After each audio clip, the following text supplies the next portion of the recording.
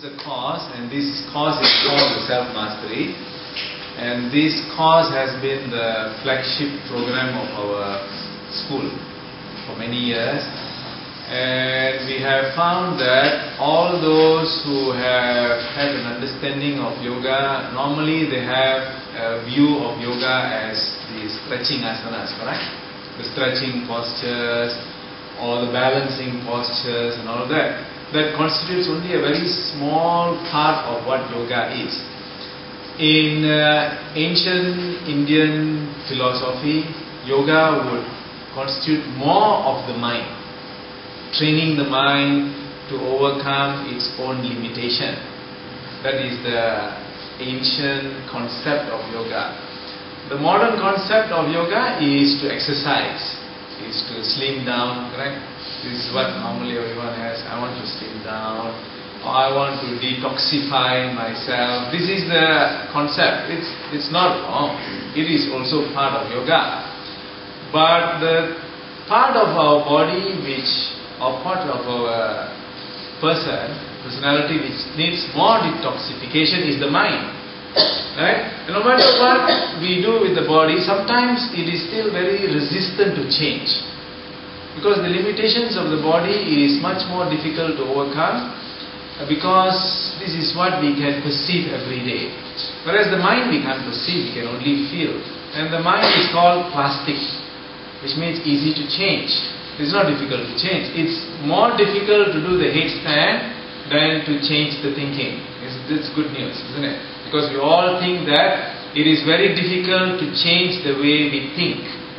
Right? And we think that it's almost impossible to overcome the limitations that have been placed in our mind as regards to the full potential of the mind.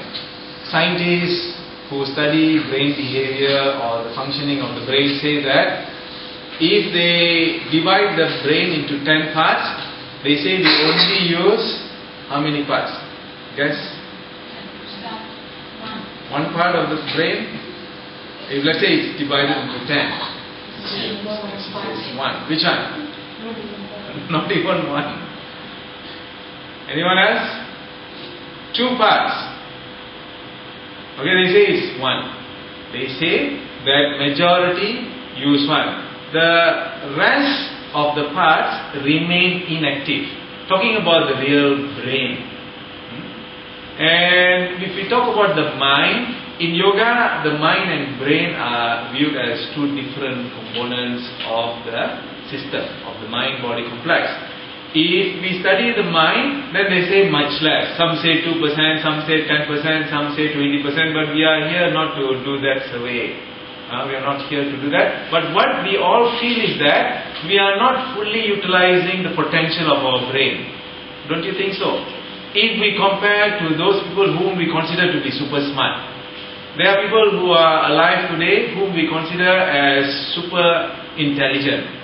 Have we not seen them? Read about them?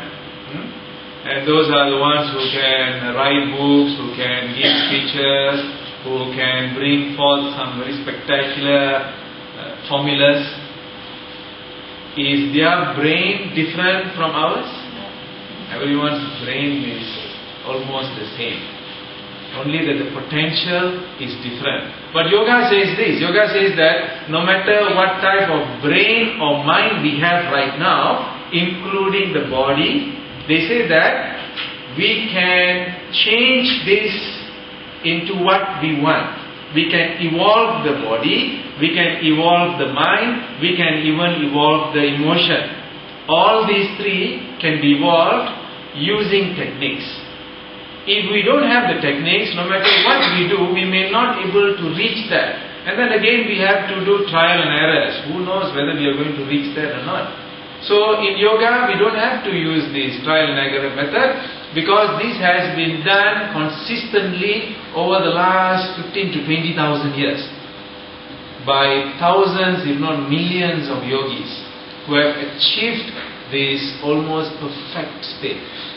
So those techniques which they use will be shared in this program. In fact, most of the techniques are very simple. The only thing is that it's not known. It has not been understood. So in our program, what we will do is, we will do our best to understand the theory part of it, but more so we will practice it. Because yoga is a science of practice. It is almost 99.9% practice. All the theories that came were after the practices. All the theories that you are going to learn in this program is something that was realized by the yogis after they practiced. And many of the yogis in India, and even those ancient cultures like Egypt and China and Tibet and Nepal, were illiterate. They were not learned. But after having achieved some form of enlightenment through these practices, they became super geniuses, amazing intellects. Most of the yoga scriptures that we have today, even until today, like this Hatha Yoga Pradipika and Patanjali's Yoga Sutras, so difficult to understand. So we're going to start with the first component, a little bit of introduction to all the components. The first component is the physical exercise called asanas, and then we will do the relaxation process, which is called shavasana, and then we will do the breathing techniques, which are called the pranayama, the breathing, different types of breathing, and then we will do the mind practices called kriya. Right? So we will start with some asanas to test our flexibility. Can we start with that, and then we see how far we can explore that. Right? So let's do forward bending, Paschimottanasana. Asana must incorporate breathing in and breathing out. There are 4 components of breathing. Can you tell me what are the 4 components of breathing? Just now we did 2. What were they? We inhale, correct? And then we exhale. And then there is 4 components. Okay, those who don't know, don't say anything. Now, yoga pays great attention to the inhalation process and the exhalation process. The only time we don't realize we are breathing in and breathing out is during when we are sleeping or when we are talking. We don't realize. So if we don't realize this, it is most of the time true that most people don't realize that after inhalation we actually hold the breath. We're actually supposed to hold the breath. And that is also called as where we pause for a while, we relax. This one we don't have time for this. We don't have time to pause. We are always in a hurry. Alright? And then after exhalation, there is also time to pause. And in Patanjali's Yoga Sutra and many other yogic texts, they say that yoga begins or the mind starts to change or evolve when we pay particular attention to the state where we pause for a while in between. So we bring this pause even to the mind, that after some time we can also see the pause in between thoughts. In between thoughts. When thoughts are coming, we don't have time to even think, right? So most of the time, what do? We think after we have done something. We think after we have spoken some words and then regret. Can't change, right? Certain actions you can't change. Certain words that has been thrown out cannot be rectified because we don't pause. So they say that if we have not done work here on the breath and the body, it is very difficult to reach the mind. So what we do is, when we were doing just now the asanas, the asana is the posture, we incorporate all these, we inhale, we hold, we exhale and we hold. So this is the physical part of it, the asana, and then this is the breathing part of it called pranayama. And then when you hold and pause, then the mind is also engaged, and this is where we call it as the dharana and the dhyana. The mind comes into play, right? So if you hold longer, your mind will be forced to concentrate, and especially if it is a difficult posture, you will have to concentrate naturally. Otherwise, if you are doing a balancing posture, you may fall. Right? So now we start with both legs.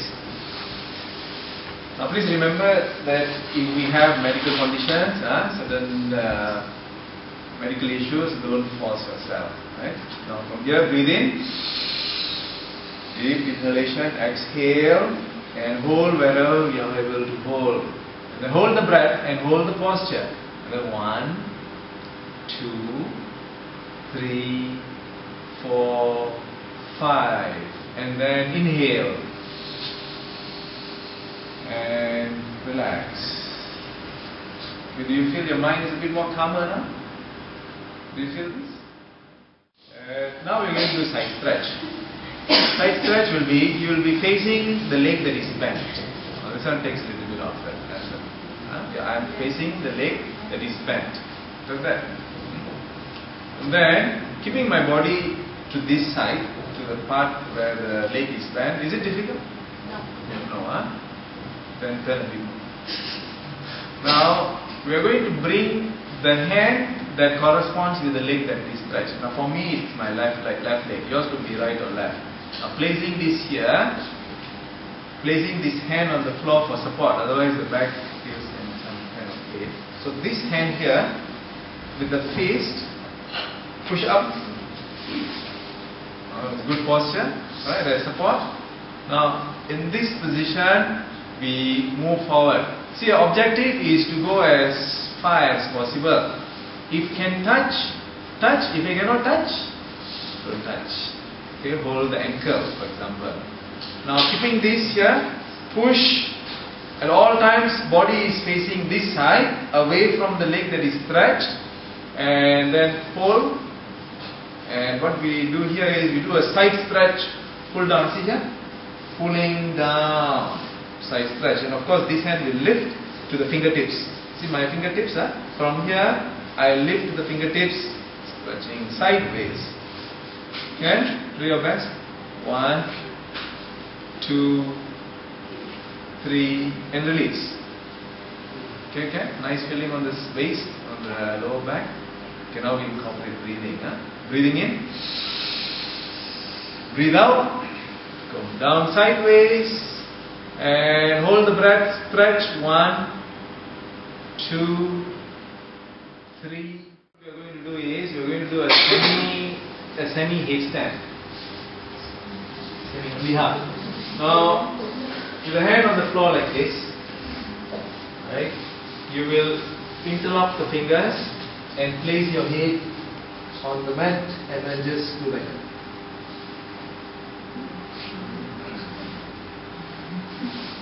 And then coming down, keep the head down. Remember this pose we did just now? And then bring the head down like this into the relaxation pose which we did just now. Understand that? So don't raise both legs. Don't raise both legs. Just one only. Just one. Don't raise two. Just one.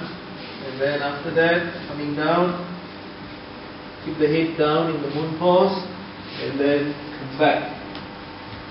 This is called the half headstand, and headstand is considered the king of all asanas because of the work on the brain.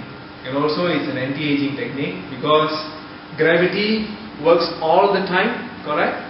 All the time working against or for. Gravity works for you or against you?